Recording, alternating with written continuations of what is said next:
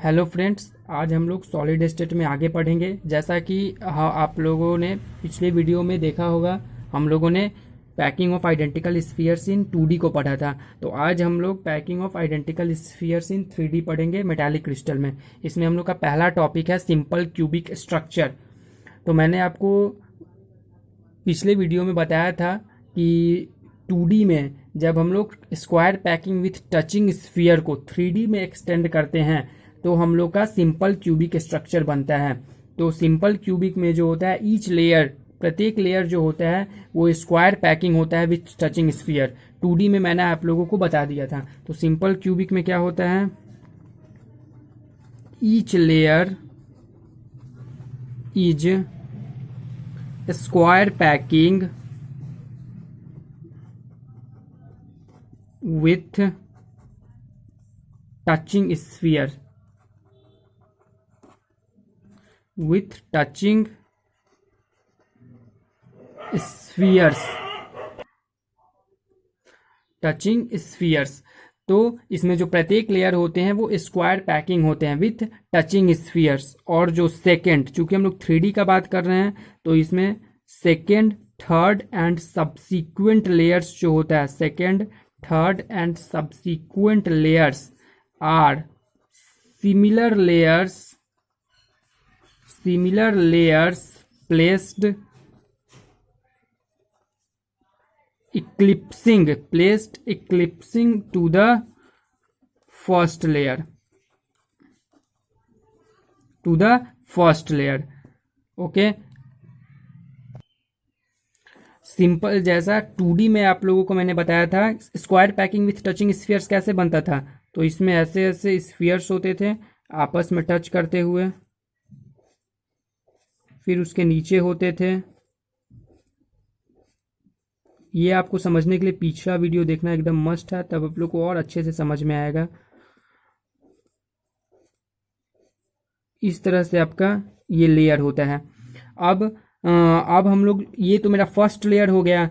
और इस 3D में अगर हम लोग बात करते हैं तो जो सेकंड लेयर होता है, थर्ड लेयर होता है, वो जस्ट इसके ऊपर, फिर थर्ड लेयर इसके ऊपर, इसके नीचे भी होगा। और जस्ट ये जो मेरा फर्स्ट लेयर है सेम उसी तरह का होगा। मतलब इस तरह के हम लोग पैकिंग को मतलब सिंपल क्यूबिक जो होता है वो ए टाइप स्ट्रक्चर होता है। ए टाइप का स्ट्रक्चर हो गया क्योंकि फर्स्ट लेयर भी इसमें सेम इसी तरह का है, सेकेंड लेयर भी सेम इसी तरह का है। मतलब ए हम लोग उसका नेम, अगर हम लोग इसमें इस स्फीयर को कंसीडर कर रहे हैं तो ये स्फीयर को कंसीडर कर रहे हैं तो हम लोग जानते हैं कि ये तो मेरा फर्स्ट लेयर है। और ये फर्स्ट लेयर जो है वो 4 स्फीयर को अपने नियरेस्ट नेबर इसका हो गया 4 जो है इसमें। और ये 3D में अगर हम बात कर रहे हैं तो इसके नीचे भी एक लेयर होगा, मतलब, और वो लेयर भी इसी की तरह सेम है। मतलब इसके जस्ट नीचे एक इसी की तरह लेयर होगा, तो एक नीचे और एक ऊपर जस्ट इसी की तरह होगा।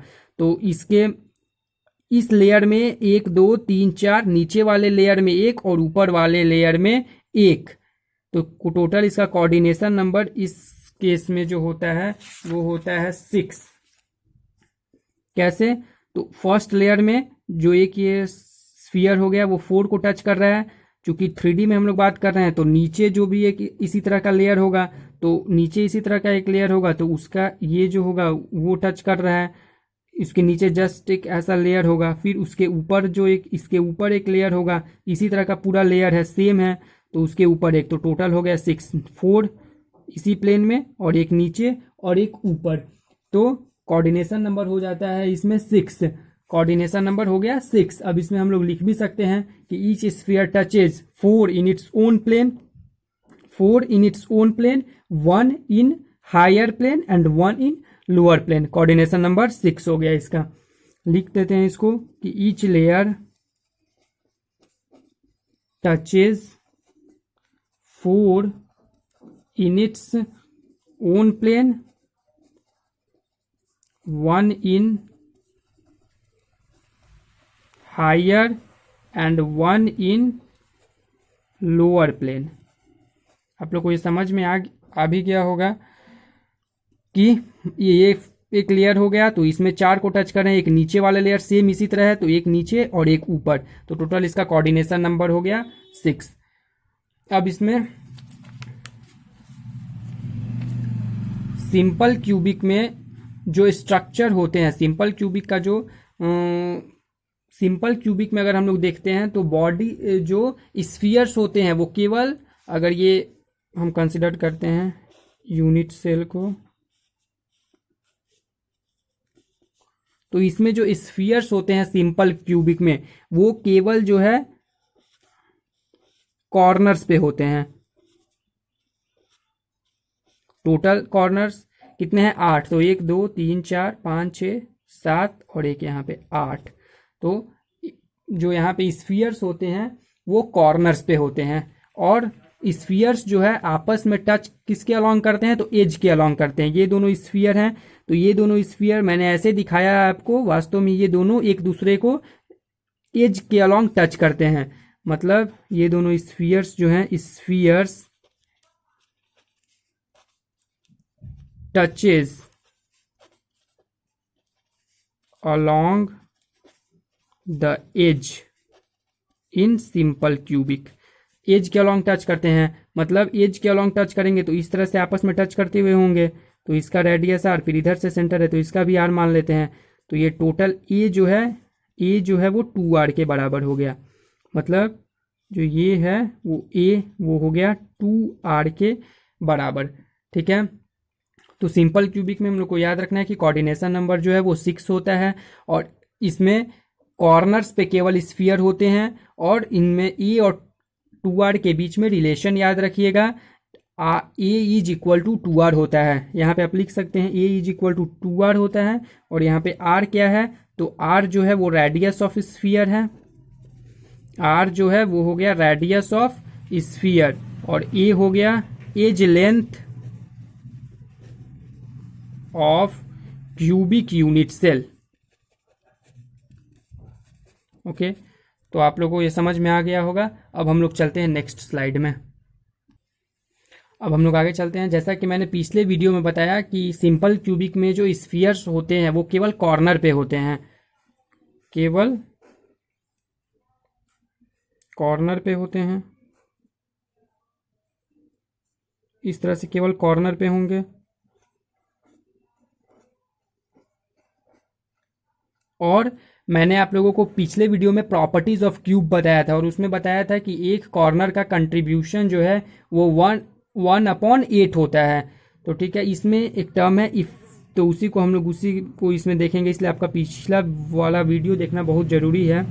Effective number of spheres in simple cubic unit cell, जिसको हम लोग जेड से भी डिनोट करते हैं।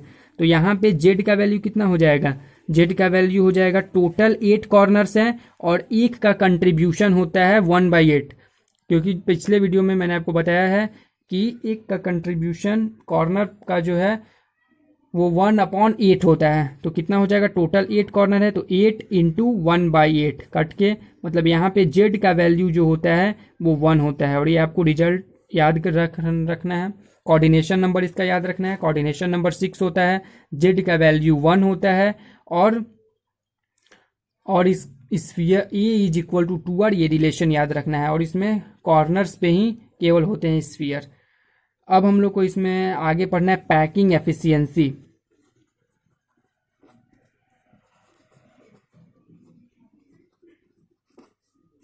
जैसा कि हम लोगों ने 2D में डिफाइन किया था एरिया एफिशिएंसी, उसी तरह हम लोग इसमें पढ़ेंगे पैकिंग एफिशिएंसी। और पैकिंग एफिशिएंसी क्या होता है? तो पैकिंग एफिशिएंसी को डिफाइन हम लोग करते हैं volume of spheres inside unit cell upon volume of unit cell into 100। तो volume of spheres inside unit cell, तो स्फीयर्स का वॉल्यूम क्या होता है? 4/3 πr³ होता है। ठीक है, और हम लोग देखते हैं, तो आप लोग पढ़े होंगे कि स्फीयर्स का जो वॉल्यूम है वो होता है 4/3 πr³। तो इसमें हम लोग लिखते हैं जेड इंटू 4/3। देखिए जैसे मैं कैलकुलेट कर रहा हूँ उसी तरह आप लोग को कैलकुलेट करना है। और वॉल्यूम ऑफ यूनिट सेल क्या हो जाएगा? तो यूनिट सेल का वॉल्यूम हो जाएगा, क्यूब है तो A³ हो जाएगा, इंटू 100, और जेड इसमें कितना आया है तो 1/4 pi r cube upon a cube, एक और आर में क्या रिलेशन था, तो ए जो था वो 2r के इक्वल था। तो इतना हो गया, इसको सॉल्व कीजिएगा आप, तो ये आर क्यूब से आर क्यूब कट जाएगा और यहाँ पे बच जाएगा 4π/3 इंटू 8, 4 2 जा 8, π/6 इंटू 100, आपका इंटू 100 सब में चलते हुए आ रहा है। तो ये आपका जो वैल्यू आता है वो अप्रॉक्स आता है 52.3%। तो ये आप लोगों को याद होना चाहिए कि पैकिंग एफिशिएंसी जो है सिंपल क्यूबिक के केस में 52.3% होता है। ओके, अब हम लोग इसके आगे चलते हैं नेक्स्ट स्लाइड में। हम लोग आगे पढ़ेंगे मेटालिक क्रिस्टल्स के लिए डेंसिटी कैसे निकाला जाता है, वो अब हम लोग सीखेंगे। तो उसके लिए ये इस फॉर्मूला का यूज करना है, डेंसिटी। ये डेंसिटी को हमने डी से डिनोट किया है। जेड जो हो गया वो effective number of atoms in unit cell हो गया, एम मोलर मास हो गया, एन एवोगाड्रो नंबर हो गया, और ए क्यूब जो है वो वॉल्यूम ए क्यूब जो है, ए जो था वो आपका क्या था, ए जो था edge length of cubic unit cell था, और ए का क्यूब है। तो इसी फॉर्मूला से हम लोग अपना डेंसिटी निकालेंगे, और इसमें जो आंसर आएगा वो आएगा ग्राम पर सीसी में। तो मैं यहाँ पे लिख देता हूँ, ये जो डी है वो डेंसिटी हो गया, और ये Z effective number of spheres in unit cell आप लोगों ने पढ़ा है अभी, और जो एम हो गया वो हो गया आपका मोलर मास, और एन ए आपका एवोगाड्रो नंबर है, और ए जो है वो है edge length of cubic unit cell. A जो हो गया वो हो गया edge length of cubic unit cell. इस फॉर्मूला का आप लोगों को यूज करना है, तो आप लोगों को डेंसिटी निकल जाएगा। अभी हम लोगों ने सिंपल क्यूबिक पढ़ा, तो सिंपल क्यूबिक यूनिट सेल में जेड का वैल्यू क्या होता है 1, तो इसमें डेंसिटी कैसे निकालेंगे, density is equal to 1 into molar mass upon Avogadro number upon a का क्यूब, और ये सब का ए का क्यूब, तो यहाँ पे ए का क्या लिखेंगे हम लोग, ए को 2r के इक्वल लिखेंगे, ए को 2r के इक्वल लिखेंगे, मतलब 2r का क्यूब यहाँ पे हो जाएगा। और आपको क्वेश्चन के अकॉर्डिंग मोलर मास जो दिया होगा वो रखना होगा, एवोगाड्रो नंबर तो आप लोगों को पता ही है। तो इस तरह से ये क्वेश्चन सॉल्विंग में आप लोगों को ज़रूरी है। तो आप लोगों को सिंपल क्यूबिक में 3-4 पॉइंट याद रखना है। पहला, सिंपल क्यूबिक में कोऑर्डिनेशन नंबर जो होता है वो होता है 6। दूसरा पॉइंट ये कि जेड का वैल्यू इसमें 1 होता है। थर्ड पॉइंट ये कि इसका पैकिंग एफिशिएंसी अप्रॉक्स 52.3% होता है। आप लोग इसको 52% भी ले सकते हैं, ठीक है। और ये चौथा a is equal to 2r relation हो गया, ये आप लोगों को याद रखना है। और ये याद रखना है कि इसमें जो स्फीयर्स होते हैं वो केवल कॉर्नर पे होते हैं और टचेज अलोंग द एज, और एज के अलोंग टच करते हैं। तो ये आप लोगों को याद रखना है इसमें। अब हम लोग एक क्वेश्चन करेंगे जो कि पिछले वीडियो में जो मैंने आपको बताया था प्रॉपर्टीज ऑफ क्यूब, उस पर बेस्ड है। तो अब हम लोग चलते हैं नेक्स्ट स्लाइड में। ये हमारा क्वेश्चन हो गया। क्वेश्चन में बोल रहा है कि in a cubic crystal structures atoms of X occupy all corners, atoms of Y occupy all face centres and atoms of Z occupy body centres. Find formula of compound. आप लोगों को फॉर्मूला निकालना है। तो इसका सॉल्यूशन हम लोग इसको ऐसे सॉल्व करेंगे। एक्स बोल रहा है, वाई बोल रहा है और जेड बोल रहा है। तो आप लोगों को एक्स कहाँ पे है, तो एक्स जो है वो कॉर्नर्स पे है, वाई जो है एटम्स ऑफ वाई जो है ऑक्यूपाई फेस सेंटर्स, और एटम्स ऑफ जेड जो है बॉडी सेंटर। तो आप लोगों को मैंने पिछले वीडियो प्रॉपर्टीज ऑफ क्यूब में बताया था कि जो कॉर्नर्स है उसका टोटल 8 कॉर्नर्स हो गए क्यूब में, और उसका 1/8 पोर्शन इनसाइड होता है। तो एक्स वाई जेड ऐसे लिख लीजिए। टोटल कॉर्नर्स पे है 8 कॉर्नर्स होते हैं, उसका 1/8 पोर्शन इनसाइड होता है। फिर वाई पे जाते हैं, तो वाई कहाँ पे है, ऑल फेस सेंटर्स पे। तो फेस सेंटर्स कितने होते हैं, टोटल फेस सेंटर्स हो गया 6, और उसका कंट्रीब्यूशन कितना होता है, तो उसका कंट्रीब्यूशन होता है फेस सेंटर का हाफ कंट्रीब्यूशन, तो 1/2 कर दिए। और जेड जो है वो बॉडी सेंटर ऑक्यूपाई कर रहा है, बॉडी सेंटर हो गया 1। तो आप लोग ये कट गया, 2 3 जा 6, मतलब आप लोगों का फॉर्मूला बन गया एक्स Y3Z1, मतलब X1Y3Z1, ये आपका जो है Z1 है। तो X1Y3Z1 is the formula of compound. ऐसा हम लोग बहुत सारा क्वेश्चन आगे सॉल्व करेंगे जब हम लोग आगे पढ़ेंगे तब। अब हम लोग आगे का कॉन्सेप्ट देखेंगे नेक्स्ट वीडियो में। Okay, thank you.